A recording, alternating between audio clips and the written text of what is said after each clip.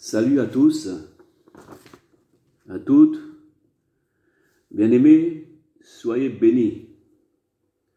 Aujourd'hui, le message de cet instant est sur l'exhortation, sur les vêtements rouges en particulier. Vous allez me dire, qu'est-ce qu'il va nous raconter encore aujourd'hui sur ce qui est saint et profane. Également, faut-il toucher la Bible quand la femme a ses menstrues ou pas? La tenue, et quelle est la tenue que l'on portera dans le paradis de Dieu? Quelle est sa couleur? Voilà. Donc on va commencer par les vêtements rouges. Un chrétien, un enfant de Dieu, doit-il porter les vêtements rouges? Bien sûr, si on n'a que cela. C'est comme également sur pour le porc, si on t'invite à manger et que la maman a fait que ça à faire, pour ne pas l'attrister, tu sanctifies ta nourriture et tu manges. Bien sûr. Mais pour le vêtement rouge, c'est réservé à Jésus-Christ, qui a combattu. On va aller dans Isaïe 63. Et la parole dit, qui es-tu venu d'estrade à des dômes de Bostra en vêtements rouges, en vêtements éclatants? C'est moi seul qui a combattu. Le sang a jailli sur mes vêtements. Donc, comprenez-vous que les vêtements rouges, que certains sont en train de s'afficher avec les vêtements rouges en gloire, magnificence, parce que c'est éclatant, c'est réservé qu'à notre Seigneur Jésus-Christ. Parce que dans l'Apocalypse, il est écrit qu'il était revêtu de vêtements teints de sang. Son nom est la parole de Dieu. Donc, ne vous appropriez pas les gloires de notre Seigneur Jésus-Christ. Vous voyez?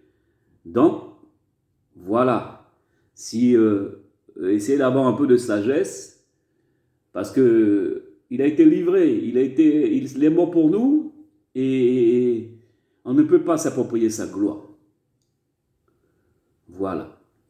Donc, j'espère que vous compreniez, parce que les vêtements léopards, vêtements, tout cela, c'est signe de richesse. Et puis, quand on voit les présentatrices avec les vêtements rouges, tout ça, c'est pour s'approprier les gloires, pour avoir une élévation, qu'on puisse les voir, en fait. Donc, comment vous dirais-je, oui, ça attire les regards. Et nos regards doivent être tournés vers le Seigneur, le roi des rois, qui est la parole de Dieu, et c'est lui qui va revenir. Donc c'est lui seul qui a combattu, c'est lui, il s'est immolé pour nous. Il a souffert pour nous, et on veut s'attirer les gloires, avec partout et rouge comme du sang. Non, s'il vous plaît. Donc essayez d'avoir un peu de sagesse. Il y a d'autres vêtements, des vêtements de lumière. Voilà. Je passe.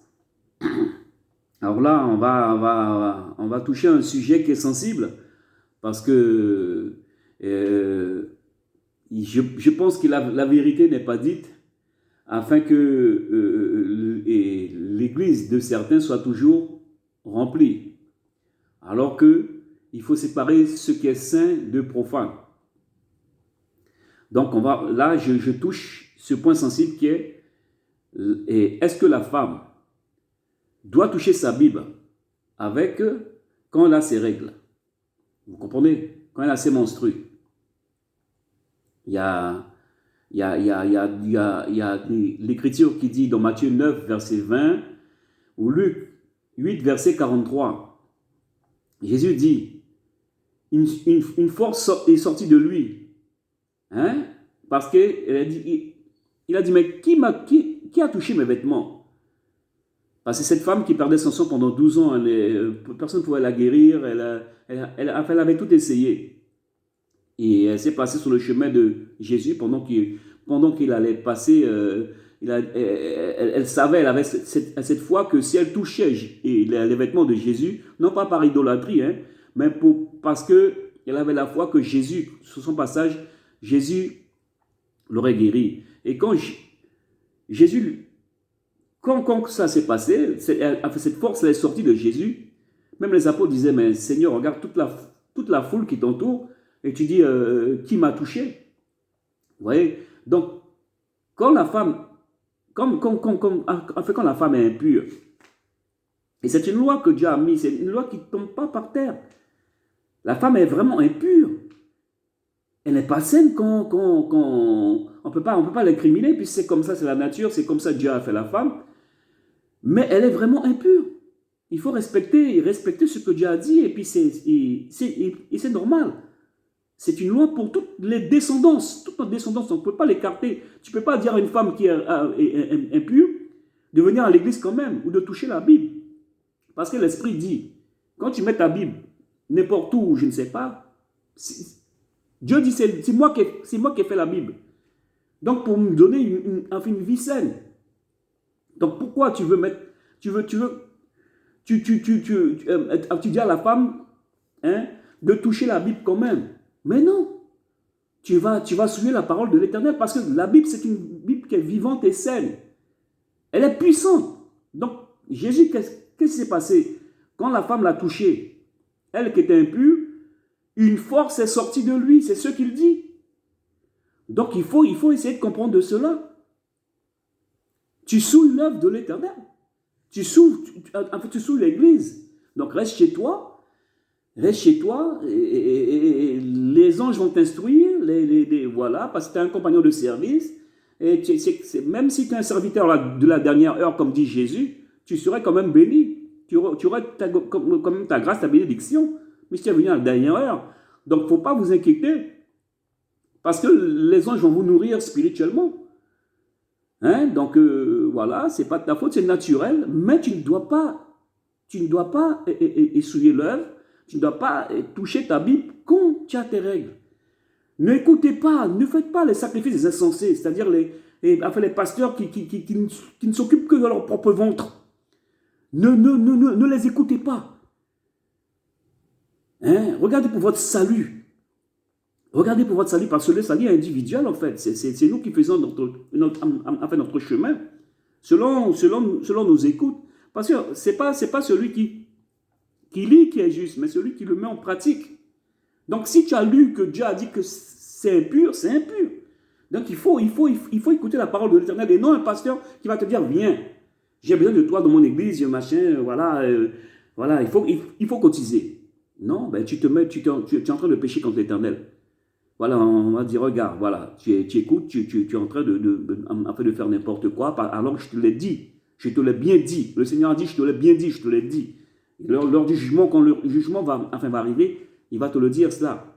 Il va séparer les boucs et les moutons d'un côté, et les brebis.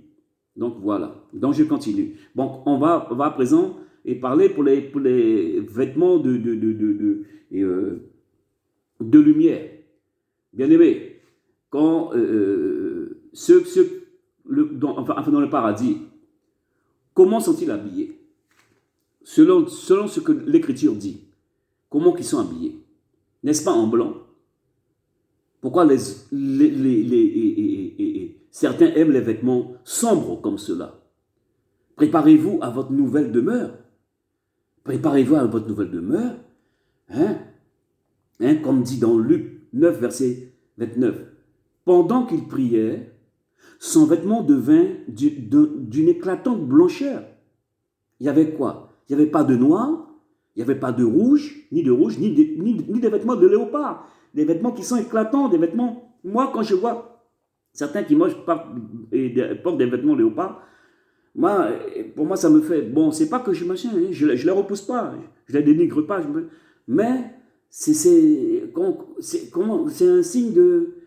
Comment ça s'appelle? Un peu de richesse pour moi, quelque chose de... qui ne va pas. C'est comme s'il y a un faux poids, en fait. C'est comme si je ressens quelque chose qui ne va pas. Peut-être que c'est moi. Oui, donc je ne suis pas plus qu'un autre. Hein. Mais voilà, quand ils font leur clip, il y a toujours des vêtements léopard quelque part. Et quand dans la parole dit, la bête que je vis ressemblait à un léopard. Et ça, à chaque fois, ça m'a fait un truc en fait. Hein? Donc, quand dans Marc 9, on parle également des vêtements blancs, dans Daniel 7, verset 9, son vêtement était blanc comme de la neige. À chaque fois, ils se sont manifestés, ils se sont manifestés en vêtements blancs. Dans Apocalypse 3, verset 18, Jésus parlait et dit, « Je te conseille d'acheter de moi de l'or et des vêtements blancs. » Apocalypse 3, verset 4, « Ils marcheront avec moi en vêtements blancs. » Ecclésiaste 9, verset 8, « Qu'en tout temps, tes vêtements soient blancs. » À chaque fois qu'ils sont apparus avec des vêtements blancs, même ceux qui font le vaudou, ils ont des vêtements blancs. Parce que c'est quelque chose qu'en fait, tu ne veux pas critiquer les gens qui ont des vêtements blancs.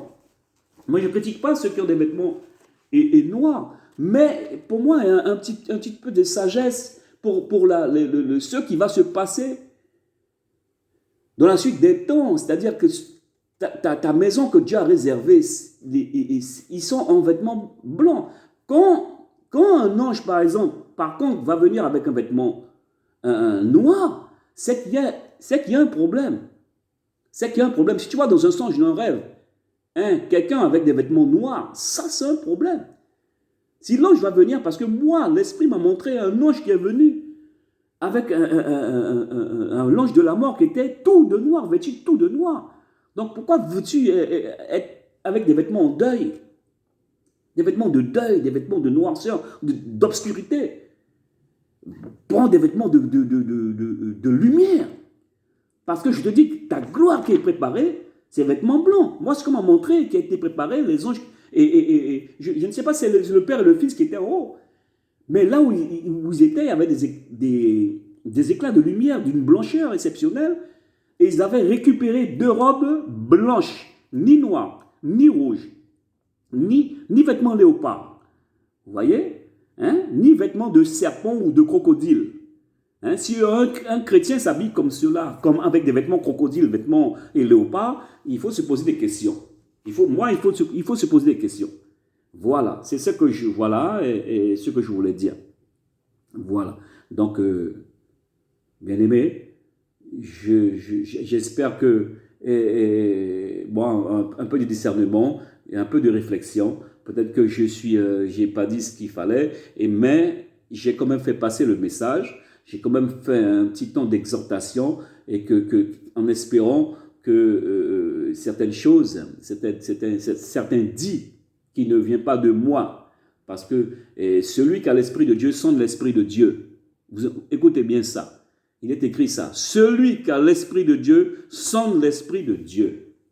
Parce que Dieu n'a pas mis un esprit quelconque au fond de toi. C'est un esprit c'est lui qui a formé l'esprit au fond de toi. Donc tu sais des choses. La connaissance, Dieu l'a mis au fond de toi. Il a mis de la sagesse. On a un tout petit peu de sa sagesse. Parce qu'il faut la demander. Et le début de la sagesse, déjà, c'est la crainte de l'Éternel. Et il a mis cette sagesse qui joue à ses côtés, il l'a mis un petit peu en nous. Donc, il ne faudrait pas la laisser par terre. Il faut la répandre, afin que certains également soient touchés et disent vraiment, écoute, et c'est vrai. Et notre prochaine demeure, on sera habillé en blanc, et ni en rouge, ni en noir, ni en marron, voilà, c'est en blanc. Voilà. Donc, bien aimé, je vais arrêter là et je vous dis, soyez bénis, que toutes les afflictions se transforment en paix, en joie, en bonheur. Qu'il en soit ainsi. Amen.